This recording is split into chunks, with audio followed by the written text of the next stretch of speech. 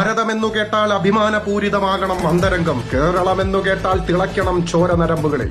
ഇത് ഞങ്ങള് കുട്ടിക്കാലം തൊട്ടേതാ ഇവിടെ കൊണ്ടു നടക്കുന്ന വാചകമാണ്. ഇന്ന് ഞങ്ങളുടെ ചോര തിളയ്ക്കുന്നത് കുറെ വർഗീയവാദികൾ ഒരു സിനിമയുമായി വരുന്നുണ്ട്. കേരള സ്റ്റോറി 2 ട്രെയിലറിൽ കാണുന്നത് പോലെ ഇവിടെ ബീഫ് വായിലേക്ക് കുത്തിക്കയറ്റി കൊടുക്കുന്നതും അതുപോലെ തന്നെ ഇവിടെ ലവ് ജിഹാദും ഒക്കെ ആണെന്നോ? എന്നാൽ അതൊന്നും അല്ല നടക്കുന്നത്. ഇത് എഴുതി ഉണ്ടാക്കിയവനും ഇത് സംവിധായകൻ ചെയ്തവനും ഇതിന്റെ പിന്നിൽ പ്രവർത്തിക്കുന്നവനും കേൾക്കാൻ വേണ്ടിയിട്ടാണ് ഇനി അങ്ങോട്ട് പറയുന്നത്. എന്നാ കേട്ടോ ഞങ്ങൾ എങ്ങനെയാണെന്ന്. ഞാൻ തോളെ കൈയിട്ടുകൊണ്ട് നടന്ന കൂട്ടുകാരന്റെ ജാതി ഞാൻ ഇതുവരെ ചോദിച്ചിട്ടില്ലടാ. അത് സൗഹൃദമാണ്. പക്ഷെ നിന്റെയൊക്കെ നാട്ടിലേക്ക് വന്ന് ഇറങ്ങിക്കഴിഞ്ഞാൽ ആദ്യം ചോദിക്കുന്നത് ജാതിയാണതാ.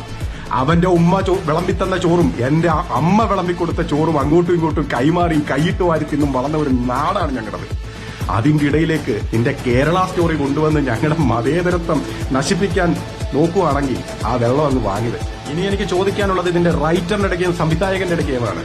കേരള സ്റ്റോറി 1 നിങ്ങൾ പറഞ്ഞ 32,000 ഒരു കണക്കുണ്ടായിരുന്നു. ആ കണക്കെന്ന് പറയുന്നത് സുപ്രീം കോടതിയിലോ ഹൈക്കോടതിയിലോ എങ്ങുമില്ലാത്ത ഒരു കണക്ക്.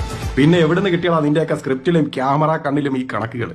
പിന്നെ ഒരു കാര്യം അങ്ങ് പറഞ്ഞേക്കാം, കേരളം എന്ന് പറയുന്നത് ഒരു വ്യത്യസ്തമായിട്ടുള്ള സംസ്ഥാനം തന്നെയാണ്. കാരണം നിന്റെയൊക്കെ സംസ്ഥാനങ്ങള് ഇനി 20 വർഷം മുന്നോട്ട് പ്രയത്നിച്ചാൽ മാത്രമേ ഞങ്ങളോടൊപ്പം എത്തത്തുള്ളൂ. കാരണം നമ്മുടെ കേരളം ലോക ഭൂപടത്തിൽ അടയാളപ്പെടുത്തിയിരിക്കുന്നത് സ്നേഹത്തിന്റെ ഭാഷയിലാണ്.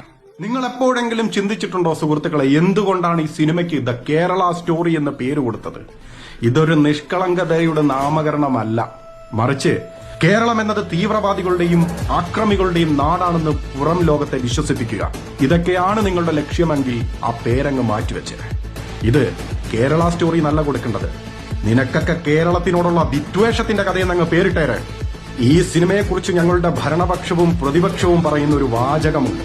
അതായത് കേരളത്തിന്റെ അഭിമാനത്തെ തോൽപ്പിക്കുവാൻ വേണ്ടി ഏതെങ്കിലും സിനിമ ശ്രമിക്കുന്നുണ്ടെങ്കിൽ അതിനെ ഞങ്ങൾ ശക്തമായി എതിർക്കുമെന്ന്.